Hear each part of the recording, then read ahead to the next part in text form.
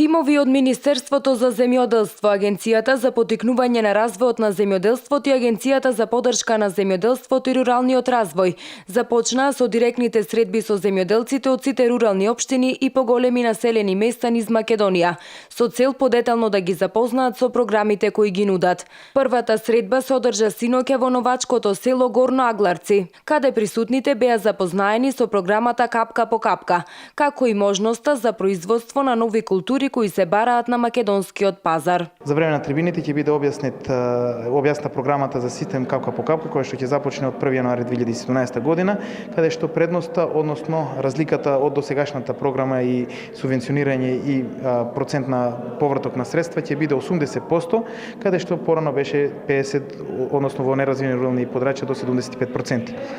Покрај условите кои што треба да ги исполнуваат земјоделските стопанства за да аплицираат за оваа програма за систем Капка по капка, исто така ќе зборуваме и за можноста за производство на некои култури кои што се бараат на македонскиот пазар. На директните средби со земјоделците надлежните ги презентираат и резултатите од апликациите по мерката 121,5 и мерката 112 за млад земјоделец, како и ИПАРТ програмата. ИПАРТ од 2015 кои се земјоделци ќе бидат добитни, оние кои што немаат добиено до сега ќе може да аплицираат на втора во ИПАРТ 2 програмата која што се очекува да започне набрзо и исто така критериумите ќе бидат презентирани пред земјоделските стопанства, со тоа што најважно за нив е дека почеток на повраток на инвестиција ќе биде од 60% па нагоре. До сега беше 50%, од сега е 60%. Директните средби со земјоделците си одлична можност е да ги споделат проблемите со кои се соочуваат. За земјоделците од селото Горно Агларци најголем проблем представува откупната цена на пченицата, како и наводнувањето на земјоделските површини. Цената е ниска, мислам, во однос на она.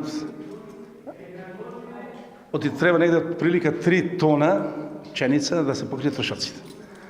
Ѓубрива, хербициди, заштита, да се стави жетва, треба негде 2 тона и 700 до 3 тона, па негде да произведите треба 5 тона нешто, ама на оваа цена на 8 денари не е isплатливо, мислам. Проблем овде за наводнување. Се некој дел фаќаат благодарение на општина Новаци. Има систем немаме за наводнување, тоа е најголемиот проблем. По завршувањето на директните средби со земјоделците, сите нивни проблеми, предлози и идеи ќе бидат пренесени до владата на Република Македонија со цел нивно решавање и спроведување. Средбите продолжуваат и вечерва во 21 часот со земјоделците од општина Могила, а ќе траат до крајот на месец август.